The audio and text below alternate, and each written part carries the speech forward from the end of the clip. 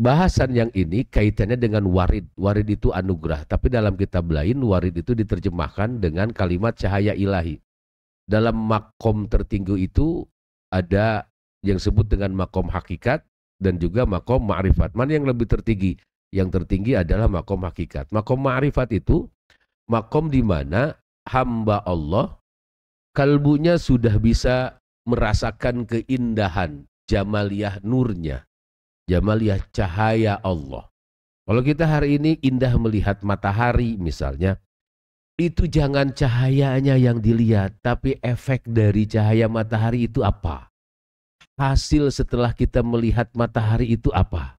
Jangan cuman bangga saya punya guru keren, saya punya teman keren, saya punya orang tua keren. Kalau diri kita nggak keren. Dipertemukannya kita dengan orang-orang hebat, dipertemukannya kita dengan orang-orang alim, orang-orang bijaksana, itu wirdah namanya, warid namanya, anugerah dari Allah Ta'ala. Kalau mukmin cerdas, ketika dipertemukan dengan mereka-mereka, ada usaha, bukan ada keinginan, ada usaha minimal sama dengan mereka, atau ada usaha bagaimana caranya saya bisa melebihi dari mereka, dari mulai kecerdasan, dari mulai kealiman dan kebijaksanaan. Ini kan kebanyakan saya punya teman nih, wah keren teman saya mah. Ayo mana? Biasa we sih orang mah. Ah guru saya mah pokoknya mah hebat. Jangan sampai kita hanya membicarakan orang lain hebat, tapi kitanya nggak hebat. Gitu makna dari apa? Dari hikmah ini. Kalau ditarik lebih dalamnya, jangan cuman bangga orang-orang yang sudah pernah melihat cahaya Allah, tapi kehidupan sehari-harinya justru ada dalam kegelapan. Jangan bangga sudah mencapai hakikat, sudah mencapai jamaliyah dan jalalnya Allah. Makanya kan di makom hakikat itu definisinya qalbu yang sudah masuk pada jamaliyah Allah dan juga jalaliyah. Nah, jangan hanya pada jamaliyahnya saja, tapi pada jalaliyah, keagungan. Apa itu jalaliyah Allah, keagungan Allah? Orang yang mendapatkan keagungan Allah harusnya hidupnya lebih bermanfaat dong. Sebagaimana Allah menciptakan segala sesuatu, tidak ada yang tidak bermanfaat. Jadi kalau kita sudah masuk pada wilayah ma'rifat atau hakikat, jangan bangga dengan penglihatan kolbu kita pada cahaya tersebut. Tapi lihat, lalu wah saya kalau gitu mendingan gak lihat cahaya Allah. Itu lebih salah. Yang melihat cahaya Allah saja masih gelap, apalagi yang tidak pernah sama sekali melihat cahaya Allah. Peteng dedet namanya. Tahu peteng? Peteng itu apa? Wek, ai dedet, dedet gitu. Hidung meles. Tahap pertama apa yang kita lakukan? Raih kemakrifatan, raih hakikat. Karena hidup ini sesungguhnya ingin mencapai hakikat. Karena hakikat kita sesungguhnya kematian. Kalau seandainya kematian adalah hakikat kehidupan kita, maka cari dan capai tujuan untuk tempat kembali kita pada asal. Berusaha kita untuk mengolah diri ini, berusaha kita untuk mengolah sesuatu yang bisa mendekatkan diri kita pada Tuhan. Awalnya kita mendekati, lalu kesananya kita bisa masuk ke wilayahnya, menjadi ahlinya Allah Subhanahu wa Ta'ala. Dalam diri kita ada yang namanya nafas. Nafas itu inti dari segala yang ada. Karena tanpa nafas kita tidak bisa berbuat apa-apa. Orang kaya nggak punya nafas, tetap weh. Orang miskin apalagi ketika nggak punya nafas, tidak berguna hidupnya. Jadi sesungguhnya nafas inilah makhluk yang paling dekat dengan Tuhan. Makanya dalam agama lain ada namanya meditasi. Membuat ketenangan, membuat batinnya menjadi santai, membuat menerima segala sesuatu. Kita pun diajarkan istafti qalbak wastafti nafsak. Sebelum kita menentukan sesuatu, tahan sebentar, tarik nafas, gitu kan? Lalu kita tentukan A, B, dan C. Maka harus bisa kita mengolah nafas kita. Konon dalam satu versi ya, dalam satu pemahaman orang, bahwa Nabi di Gua Hiro itu ada hadis gini kan, Nabi kakinya bengkak karena kebanyakan sholat. Dan itu diceritakan hadis tersebut keluar setelah Nabi dari Gua Hiro. Dan ternyata Gua Hiro itu nggak bisa dipakai untuk berdiri. Berarti kalau nggak pakai untuk berdiri, Nabi ngapain? Meditasi dong. Ini kalian boleh mengikuti pemahaman ini apa enggak, itu terserah. Kalau kita sholat, ada gitu yang sholat kakinya bengkak, nggak ada. Ada sholat mah gerakan, tidak membahayakan. Tapi kalau meditasi 2 jam, kaki bisa bengkak tuh. Sing siremen minimal nak. Jangan-jangan Nabi di Gua Hiro itu, hadis tersebut tujuannya, meditasilah engkau. Itu, jangan-jangan ya. Jangan-jangan ini mah. Ya karena konsepnya begitu loh. Bengkak-bengkak katanya kan gitu. Jangan-jangan begitu. Ya karena di Gua Hiro itu kan nggak bisa dipakai untuk berdiri kan. Itu duduk aja. Jangan-jangan kelamaan meditasi Nabi, aduh kakiku bengkak-bengkak. Lalu terdengarlah oleh para sahabat, Nabi habis ibadah. Diasumsikan sebagai sholat. Mungkin bukan sholat. Pernah ada yang sholat sok bengkak? Nggak ada. Karena sholat mah olahraga justru kan ya. Nah, tapi jangan dipaksakan untuk diyakini ya. Ini terserah kalian. Ya Bapak sih memahami seperti itu karena cuman ingin menggunakan akal saja. Karena ad-dinu akliyun. Berarti ternyata ibadah itu bukan hanya fardiyah yang kita tahu. Ada ibadah yang lain yang bisa mendekatkan diri kita pada Tuhan.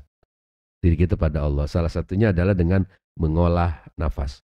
Kita menganggap mata itu hal yang penting dalam kehidupan. Napasan mah anger, modar. Tangan itu hal yang penting. Paling nggak bisa cebok kalau tangan mah. Telinga itu penting, paling bonge. Ya carana supaya kita ngerti. Naon disebutna nu kikieuan teh tah. Gitu. Abdan ketawa. Lamun abdan geus seuri asup tah berarti. Beda wali mah. Yang terpenting itu apa nak? Nafas. Maka nafas dalam bahasa tasawuf adalah ruh. Nafas dalam arti yang lain adalah jiwa. Nafas dalam arti yang lain adalah kehidupan. Maka harus sudah bisa mengolah nafas. Kalau kita ingin memutuskan sesuatu tapi rusuh. Ya kumaha yuk. Wah itu nggak benar itu. Tapi kalau kita santuy, atur napasnya. Angkat napas, tarik napas. Tahan, keluarin 2 hari. Gitu ya. Nah. Ini tadi bicara tentang makom-makom ma'rifat dan makom-makom hakikat. Nah, ketika nafsiyah kita, ruh kita sudah menikmati jamaliyah dan jalaliyahnya Allah, itu jangan sampai hanya dijadikan sebagai kenangan saja. Hanya jadikan sebagai narasi yang membuat orang lain jadi bangga ke kita. Enggak kayak gitu. Tapi buktikan saja. Jangan kita tunjukkan, kalau kalian yang sudah punya para mursyid dan sebagainya, thariqah, jangan menunjukkan kebanggaan pada kelompoknya. Tapi tunjukkanlah jati diri kita yang sebenarnya dari sisi kebaikan. Bahwa kita diutus ke dunia ini untuk bermanfaat terhadap orang lain, bukan hanya pada diri kita. Jadi konsepnya apa? Di sini dijelaskannya, falaisal muradu minas sahabi al-imtaru wa innamal muradu minha wujudul athmar. Sesungguhnya yang penting itu bukanlah hujannya, tetapi buah yang muncul karena disirami air hujan. Jadi bukan apanya? Bukan hujannya, tapi pasca hujannya apa? Banjir atau jadi subur. Itu yang terpenting, buahnya. Pasca kita mengerjakan sholat, pasca kita ibadah, itu yang penting. Pasca kalian ngaji hikam nih apa? Pasca kalian ngaji tauhid itu apa? Hanya jadi hafalan, lecture namanya. Itu kan gak ada manfaatnya kalau cuma dihafal aja. Makanya setiap kajian yang kita dengar dari manapun, itu niatkan dan minta pada Allah supaya Allah sertakan juga hikmah agar kita bisa menjalankan apa yang kita dengar. Karena kata Syekh Ibnu Athaillah gitu, yang penting itu apa? Buahnya, bukan hujannya. Makanya ada orang yang biasa-biasa aja, ibadahnya biasa-biasa aja, cuman mafrudat aja gitu, yang fardu aja, cuman fardiyah aja. Enggak, dia punya guru thariqah, enggak punya mursyid, enggak punya, tapi aman pada orang lain, gercep nolong batur, gercep nolong orang lain. Ya jangan-jangan itu wali yang sebenarnya yang seperti itu. La tatlubanna baqaul waridat ba'da an basatal anwar. Jangan engkau meminta tetapnya cahaya ilahi di dalam hatimu setelah engkau mendapatkan rahasia dan ilmu ma'rifah. Hendaklah ketergantunganmu hanya kepada Allah. Sama, ini penguatnya ya. Jadi jangan terlalu mengangan-angankan rasa berkepanjangan, nggak enak. Sepertinya kalau saya malam hari ini tidak ada di sini, tapi makan duren di perempatan kayaknya enak, nyesek tuh. Kalau seandainya dia bisa menjadi istriku, sepertinya saya akan bahagia. Kenal juga enggak, nembak juga belum pernah, capek. Jangan berkepanjangan dalam urusan rasa, jangan banget kepangan-angannya. Oke. Jadi melihat keindahan pada sesuatu itu cukup satu kali. Ada istilah tadabur alam, ya. Kita melihat gunung. Ketika kalian dulu waktu SD kan gambarnya cuma gunung, sawah, gitu aja kan. Tadabur kan, hasil tadabur ya. Itu cukup satu kali, tapi diingat oleh kita. Cukup satu kali melihat, misalnya bunga, ada yang sebut dengan bunga Edelweiss ya. Wangi nggak? Enggak, tapi indah kan? Lalu kalian ketika lihat bunga Edelweiss itu, kalian anggap indah. Maka jangan bangga dengan fisik Edelweiss-nya, tapi bangga dengan keindahannya. Lalu kita serap energi keindahannya, kita sebarkan pada orang lain. Itu yang penting. Jadi keindahan yang dilihat cukup satu kali. Abdan misalnya, jalan ke kampus. Kalau setiap cewek dia lihat, lalu dia deg-degan, stres dia. Setiap cewek, ketemu cewek, gitu, deg-deg, stres. Makanya cukuplah melihat keindahan cewek itu cuma satu kali dan lihat subhanallah. Itu udah. Atau enggak, wih, paten tenan nih ya. Gitu. Udah. Sek gitu. Cukup gitu. Jadi bahaya juga. Kenapa analoginya ke situ? Karena kan menyukai sesuatu itu pasti keluarnya dari rasa kan ya. Sama dengan kita melihat siapa? Melihat pasangan kita nantinya. Itu kalau misalnya terus-terusan deg-degan, itu nanti ke kantor dibawa istrinya, dagang dibawa pemajikannya, nyupir angkot dibawa pemajikannya, deg-degan terus gitu. Itu cukup sekali-kali aja gitu. Itu disebut dengan warid, itu cukup sekali aja. Yang penting hasil dari warid itu. Tapi bagi kita yang belum bisa merubah kehidupan ini dari jelek menjadi baik, maka waridnya harus terus dicari, lakunya harus terus dikerjakan, ibadahnya harus terus getol. Oh, kata si bapak kan cukup cuma satu kali gini, lihat keindahan, ya sudah selesai, berarti nggak usah ibadah-ibadah lagi. Itu salah juga, harus rumasa ya, harus lihat value kita. Karena bahayanya gini, ketika si abdan ini melihat perempuan selalu deg-degan, lalu dia mengatakan, saya tidak bisa hidup tanpa wanita, saya tidak bisa hidup tanpa dia. Bahaya nggak? Bahaya. Sama dengan saya tidak bisa hidup tanpa harta. Allahnya jadi hilang. Jadi supaya apa? Supaya kita bergantung hanya pada Allah. Keindahan itu karena yang menciptakan siapa? Yang maha indah. Ngapain? Ada yang lebih indah kok. Siapa? Allah Ta'ala. Ya sudah. Atap keindahan Allah Ta'ala itu dengan kalbu kita yang dalam. Paham? Oke. Jadi yang ini nih kesimpulannya, jangan cuman bangga dengan apa yang kita lihat. Jangan cuman bangga berteman dengan orang pinter, kitanya harus pinter. Jangan cuman bangga berteman dengan orang baik, kitanya harus baik. Jangan cuman bangga berteman dengan orang cerdas, kitanya harus cerdas. Biar kita yang jadi sejarah. Jangan hanya pembaca sejarah. Jurusan kada jurusan SPI, Sejarah Peradaban Islam. Ai urangna teu beradab. Kumaha ya gitu. Jangan cuman bangga, saya ngaji hikam loh di Musyahadah. Ngaji apa? Pesantren berbasis tasawuf. Di iklannya kan begitu ya. Ya kan? Pesantren berbasis tasawuf, otomatis kajian-kajiannya sufistik dong. Tapi kalau tidak membuat diri kita perubahan, nah itu kan bahaya. Ya, urusan perubahan itu memang urusan Allah, tapi tolong niatkan, saya pengen berubah dari jelek menjadi cakep. Pengen berubah nggak, Sa? Ya, dari jerawatan menjadi tidak jerawatan. Pengen kan? Ya beli obat jerawat, cleanernya beli. Jangan cleaner komputer ya. Cleaner jerawat kan ada. Dari peleg menjadi cahayaan, beli kaf kan gitu. Harus mau gitu, harus mau. Harus malu pada diri kita, bukan pada orang lain.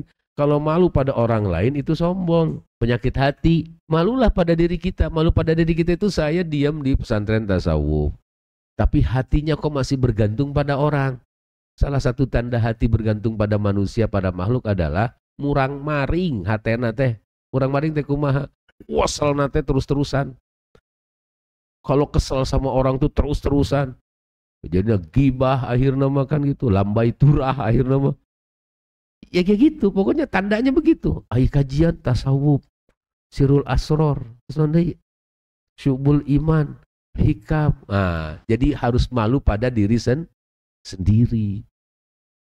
Percaya sama Allah deh. Pede lah bahwa saya kok tiba-tiba di musahadah. Borong-borong naon tasawuf teh naon atuh eta SAA EUP tasawuf asa asing nah bet aya dudu kieu teu cocok. Jangan sampai berpikir begitu. Mungkin Allah kedepannya akan membuat hati kalian menjadi suci, jadi lembut. Husnudonnya begitu aja. Yang penting tadi kalimatnya tuh dengar ya, bahwa kita itu jangan menjadi lilin, tapi jadilah cahaya lilinnya. Kalau lilinnya mah habis, cahaya lilinnya mah gak bermanfaat banget ya. Tapi cahaya lilinnya itu, ya meskipun misalnya cahaya lilin mah kan tetap ada sebetulnya. Meskipun lilinnya habis, kan tetap bisa nyala gitu ya. Dari pelitanya itu. Jadilah cahayanya, jangan jadi lilinnya. Malu pada diri sendiri. Kalau udah ngaji fikih berarti sholatnya harus, ya fikihnya dipakai. Kalau sudah ngaji tauhid berarti hatinya harus menyatu dengan Tuhan. Kalau sudah ngaji akhlak berarti mindsetnya harus dirubah. Iya makarak ditoel saeutik ku babaturana ambek-ambekan.